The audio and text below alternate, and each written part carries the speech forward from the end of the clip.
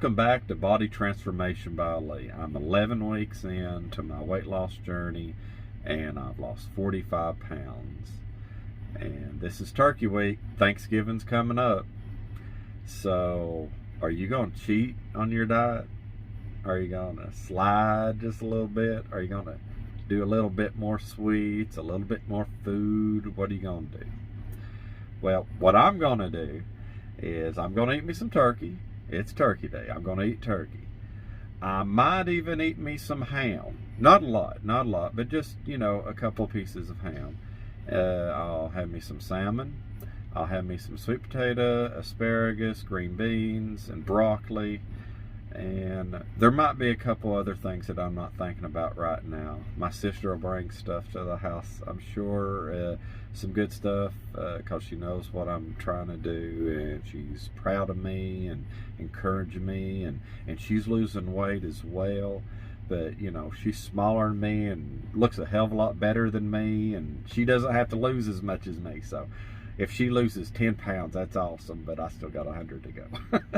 But she's always great, and she'll probably bring me some veggies, some more veggies, and probably some more fruits type stuff. Now, fruits, you got to watch out with fruit, because fruit, it is sugar. Fruit is sugar. But which would you rather have? Some grapes and strawberries, or a Kit Kat bar, or whatever, Snickers, whatever, or the pumpkin pie, or the pecan pie,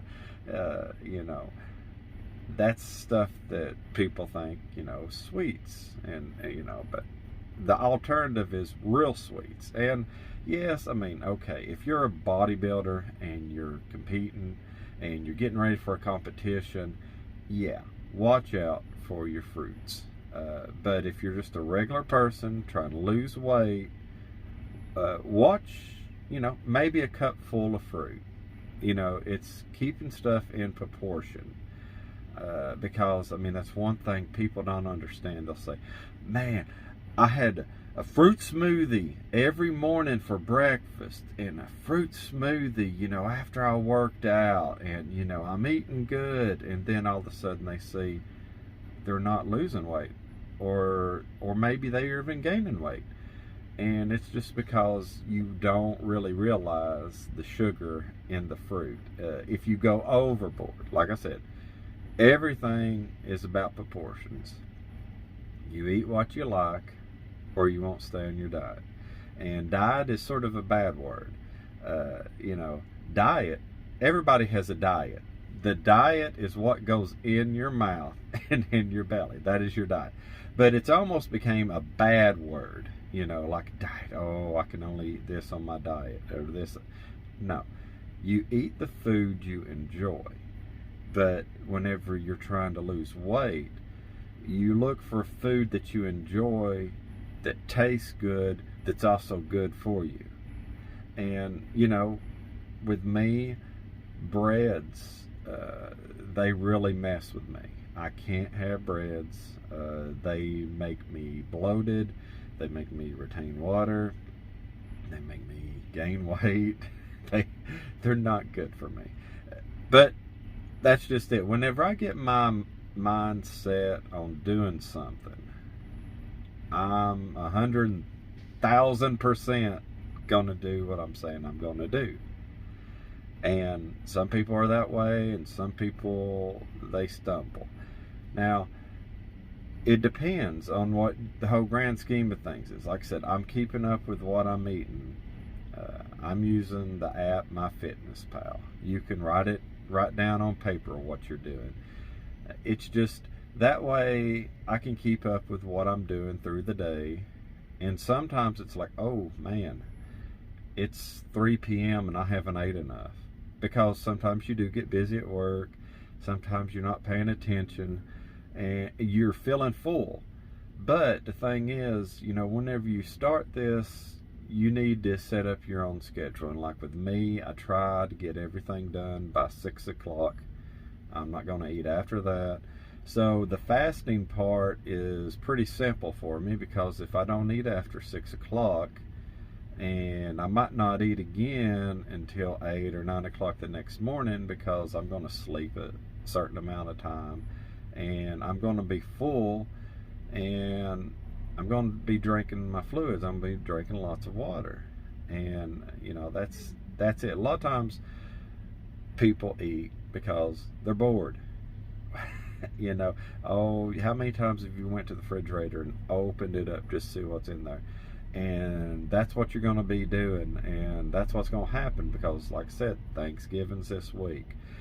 Thanksgiving is one of the big ones. Thanksgiving and Christmas, you have so many leftovers left over after the meal.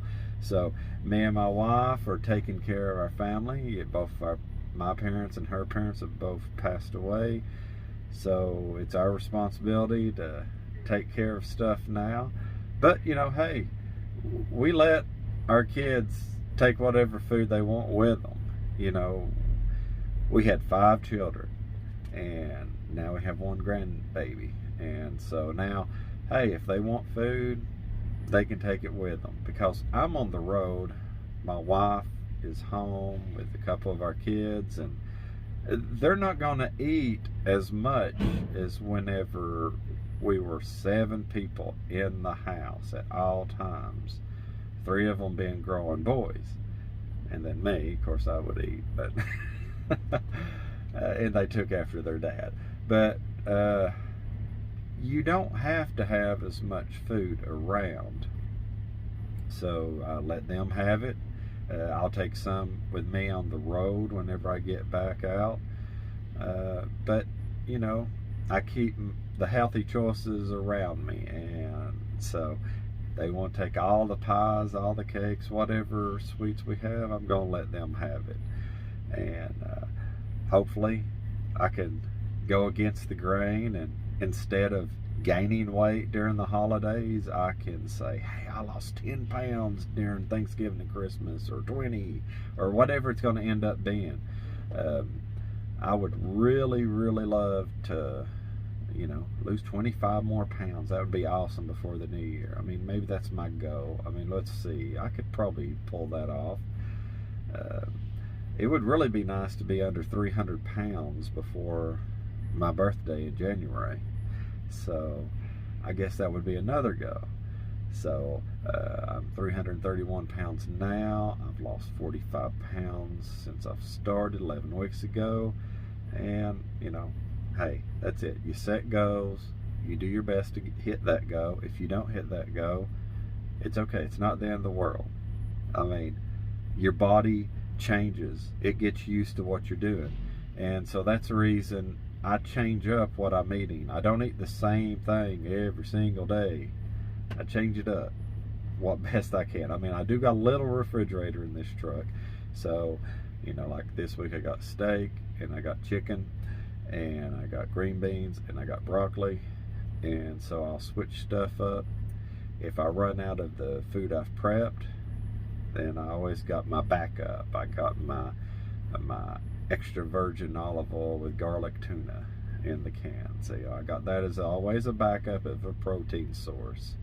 And I also have some brown rice, and I have some quinoa. Always, ready in case I need it. I got it here just in case. Whenever you're on the road, you might break down, you might get stuck somewhere, and you might run out of food that you've prepped for the week. And this week's a little bit different because it's a shorter week. I'm supposed to be on Wednesday sometime, and because Thanksgiving is on Thursday. So hopefully this weekend, my wife might have other plans, but she doesn't like getting up early in the morning anyway, so I guess I'll get up real early and I'll hit the gym on Thursday, for Thanksgiving, and Friday and Saturday, and I'll probably head back to work on Sunday, going wherever. I have no idea now, but that'll be an opportunity for me to hit the gym 3 times at least this week. I might be able to get home tonight and go to the gym. I'm not sure. I've been at this place for 2 hours now, and they haven't even started loading me.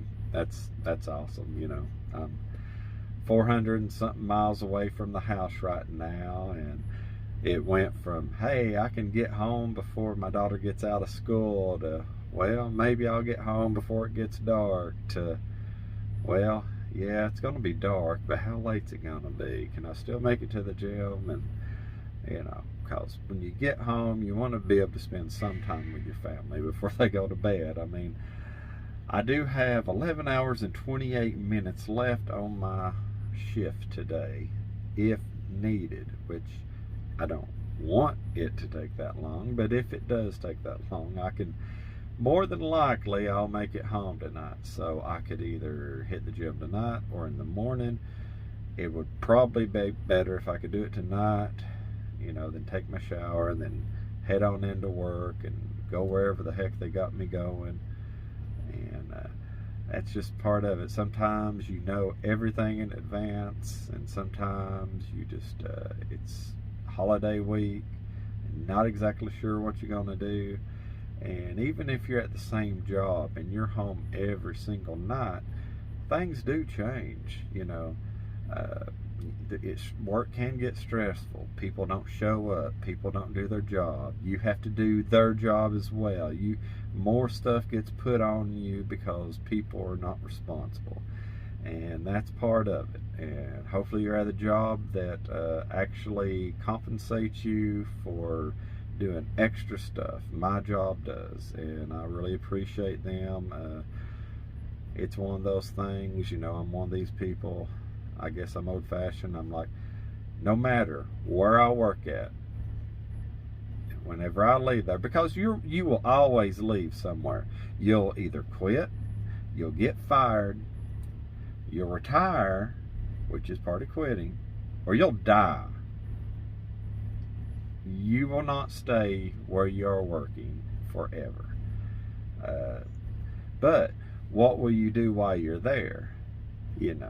I always try to make it to where if something happens, they're going to say, no, Lee, he was the hardest worker, most reliable person.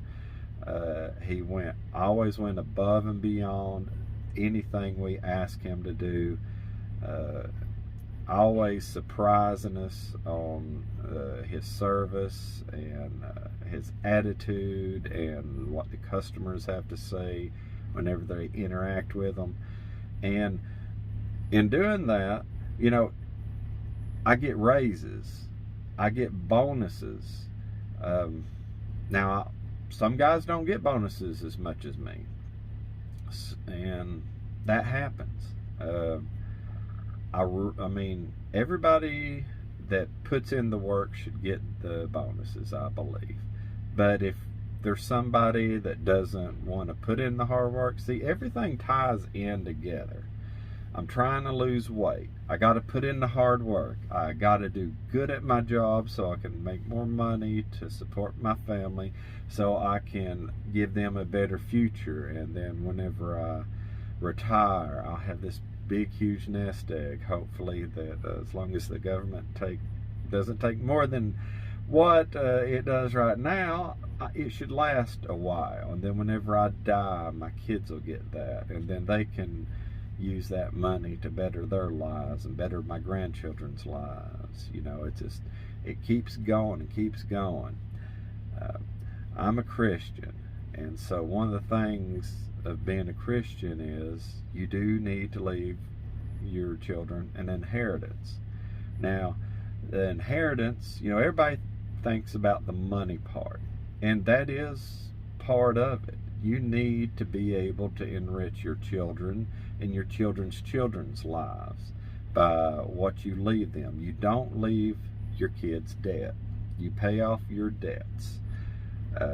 And it would be best that you don't have debt, that you're debt free. And another thing, the inheritance is you. You leave them you. How was Dad? How did he treat me or Mom? Was he honest? Was he hardworking? Did he tell me things that maybe I didn't want to know, or things that might be hard at the time because, kids go their own way. And Yeah, you can give them your advice, but that's part of being a parent. You got to let them grow, make their own mistakes, but always be there for them. Let them know how much you love them, and don't say I told you so if you were right and they were wrong. Hey, I was 20 something years old and screwed up, made all kinds of mistakes. I don't do that stuff now. I screw up in whole brand new ways now. So yeah, but it's part of it. You know, I'm trying to do my best to lose weight, get everything ready for my family as well. If I lose weight, I can be around longer, in theory. You can die at any point in time. Nobody knows the day that they'll die. But if you don't live your life to the fullest potential, you're cheating yourself and you're cheating your family. You're just do your best, take chances, take risk. Don't do stuff the same all the time. You know, okay, yes, this is about losing weight, but sometimes, you know, how your mentality is, it really affects you in all sorts of aspects of your life. And just having a positive attitude, and sometimes it is so hard to be positive, but just try. I mean, just think of something that makes you happy, and just start with that. If you go into the gym, you feel like crap, you're like, this day just sucks, I don't know why I'm going here, but you go in anyway, and you get that workout done. You know, so which would be better? Go to the gym and work out, get it done, put the work in, or just stay on your ass at the house, do what you do all the time, keep pushing in donuts or whatever it is you want to eat, and gain more and more weight, and be sad and be mad about the situation you're in, or you actually going to get out there and do something about it. You know, and that's just it. I strive to be a doer. I might stumble along the way, I might make mistakes, I might not do everything perfect, but you can analyze stuff to the umpteenth degree. You can think about stuff, you can philosophize about stuff, and make things up in your head, and just keep thinking and thinking and thinking, and what if I did this, or what if I did that, and never make a decision, and you'll stay the same. Or you can take a risk, do something different, and change yourself.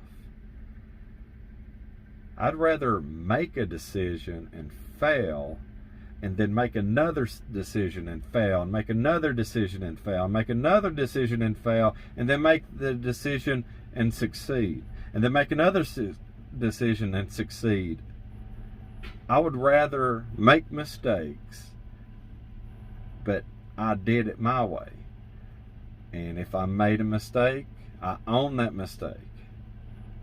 But I'm going to do something. I'm not going to let people do stuff to me. I'm not going to say it's the world's fault that I'm overweight. It's my fault. I'm the one that ate the food. I'm the one that didn't exercise. I'm the one that just sat my lazy ass down and didn't do nothing.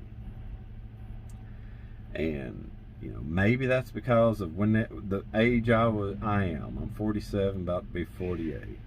And I might look at things a lot different than an 18-year-old. Or a 28-year-old or a 38. No shit. I should. I'm older. I should look at things differently. Just like, you know, my sister look at things a little bit different than me. She's just a little bit older than me. Not much, but just a little bit. And then she can give me guidance on stuff. And then I'm old enough now that maybe I can give her some guidance on some stuff. And we got a good relationship that way. You know, you gotta talk to your family. You got to be part of each other's lives, and because that is your support system. Everybody needs a support system. And you might say, well, you don't know my family. You don't know how dysfunctional it is. Or, and oh God, whenever we have our Thanksgiving dinner, there's going to be all these conversations come up and everything's going to be awful and everybody's going to fight. Why? Why would you do that? Don't you just love each other? Okay, I vote for one person, you vote for somebody else. Our politics isn't the same. I still love you. You're still my family member. Who cares about the other stuff? Okay, whenever it's election time, it's part of it. But I don't care who you vote for. Everybody has the right to be stupid. I can be stupid. You can be stupid. Everybody can be stupid. But everybody needs to be accountable. And so, to get back to the body transformation part, hey, it's Thanksgiving week.